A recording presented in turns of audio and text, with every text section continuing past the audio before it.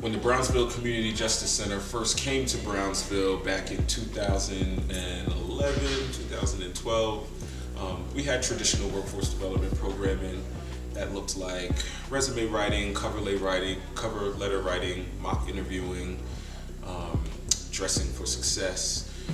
However, our participants were expressing an interest in various things in addition to workforce development. They wanted to explore different fields and explore other opportunities of income such as entrepreneurship. And so we expanded our workforce development program to include interest-based programming. I saw this building and I'd never seen it before. I lived in Brownsville for quite a while, and they had a lot of people in there, like young kids and older kids. And I saw the list of services, and I told myself, like, this looks like something I would like to be a part of. You know, they were helping the community, and I hadn't seen anything like that in Brownsville, so I kind of figured I can either benefit from it or be a part of the benefit. The reality is, in Brownsville, we are the highest concentration of public housing in the country.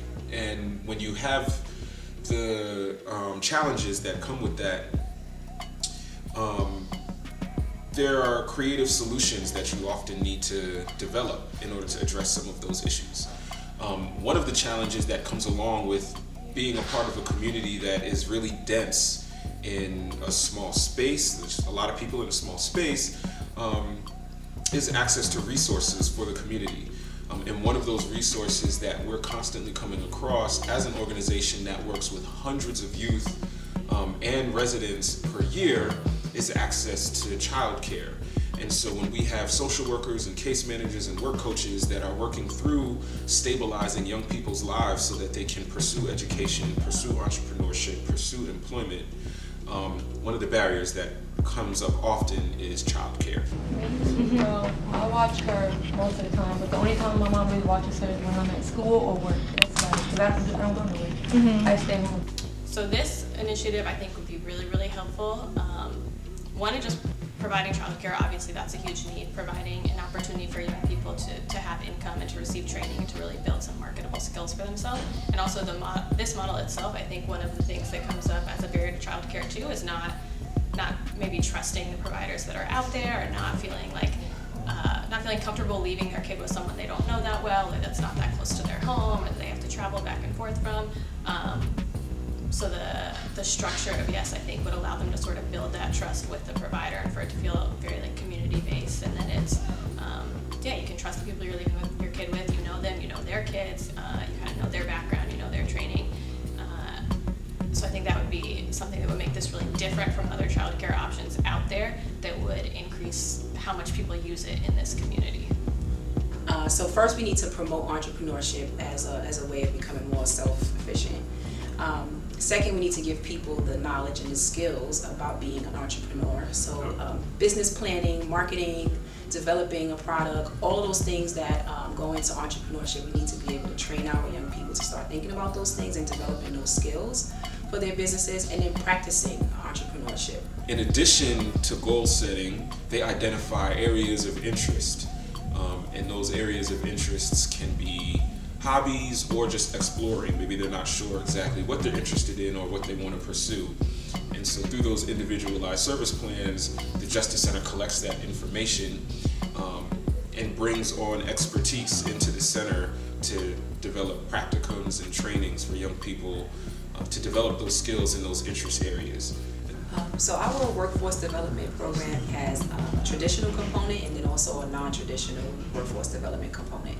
So traditionally, workforce development programs look like resume building, interviewing skills, developing soft skills like just showing work on time, how do you handle conflicts in the workplace, how do you dress for work, and then non-traditional workforce development programming is just more so giving young people the skills that they normally wouldn't be able to obtain through school, through high school, or just on their own, like fashion, internships like digital media. Entrepreneurship is also another non-traditional route for workforce development. participants. So we try to figure out how to combine the two, non-traditional and traditional workforce development programs, to get our young people ready for the working world, but to also get them ready for entrepreneurship. The plan that the participants came up with collectively with staff to address the deficit of childcare services in Brownsville is a program called YES, Youth Economic Self-Determination, a worker-owned cooperative where young people would seek to address this challenge head-on, and not just the deficit of services for childcare, but also to address employment and entrepreneurship and economic mobility out of poverty in Brownsville. So we have quite a few young parents in our program, both young mothers and young fathers, and it's definitely like an added layer of responsibility or like life things that they need to juggle. So we found that, you know, while they have been successful in regular programming, that they also often need an extra layer of support. There's an extra layer of sort of barrier to their ability to be here if they don't have childcare, if they don't have support at home, if they're falling behind in school. And so, yeah, I think they've engaged, they've been successful, and they could definitely benefit from more supportive parenting services. So I'm a mother of 3, and it's tough out here when it comes to childcare and making childcare decisions for the young people that you're raising. It's expensive, and then you have to find someone who you can trust to watch over your children while you're at work. So I think that this collaboration, this worker co-op where young people are kind of leading that, where they're already doing it, right? So they're already babysitting, they're already watching their neighbor's child, they're already thinking about childcare. They too may have childcare issues, so they're the experts. So access to childcare is definitely something that comes up with a lot of our young parents and can be a barrier to school attendance, to work, to program participation. And I think for most of them, their first line of defense is definitely their parents or their grandparents, their family members, and that enrolling in any sort of childcare is challenging both financially, like logistically. Applying for vouchers is really complicated. It's hard to know how to navigate those systems. So we don't have many young people who have a formal childcare option. It's just sort of friends and family that jump in. And it's definitely one of the biggest things highlighted by young parents in this program. If they're not here one day, or if they're not in school one day, or for the older ones, the main barrier to getting a job is just they don't have consistent childcare. So while they may have support and they may have people helping them, they can't necessarily count on a set schedule of when they're going to need to be with their kid versus when someone can jump in and help them out. This work is important to me because I want to be able to kind of lay the foundation for what success can be, or have people own their success. Everyone kind of has an idea of what their goals are, where they see themselves going, but being able to sit down with somebody and kind of map that out and then see them go through see them check off some things and accomplish some of those goals and get to their next step is what I'm passionate about. But then also thinking about how that one person affects the whole community, and how that one person's goals affects what happens in that community. Big picture thinking is also another reason why this work is so important for me.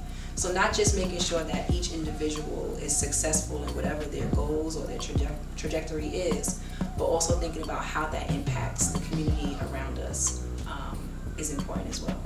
Worker-owned cooperatives provide a political framework for addressing systemic and historical neglect for communities in underserved neighborhoods in a way that is self-determined and empowering. They also provide a way to leverage collective resources and to address hierarchical power structures that have, through the course of time, not been beneficial for a lot of our communities. And so for groups of people to address access to power and to navigate hierarchy in a way that repositions that power to the group and the collective, in a way that provides employment opportunity and economic stability, but also which worker-owned cooperatives tend to do solve some kind of socio-economic or political issue that needs to be addressed in a community is something that's important to our participants and residents in Brownsville in general. And so whether that is developing a worker-owned cooperative that addresses, Brownsville being a food desert, and or whether it's a worker-owned cooperative that addresses support for entrepreneurship as some sort of workforce development training, or a worker-owned cooperative that addresses the lack of childcare services that are in Brownsville. I think that structure or that form of entrepreneurship just helps mitigate barriers that some entrepreneurs or groups face when they're trying to explore solving issues in a community, but also balance creating some kind of economic foundation for themselves, and not just as individuals, but as a group, as a collective.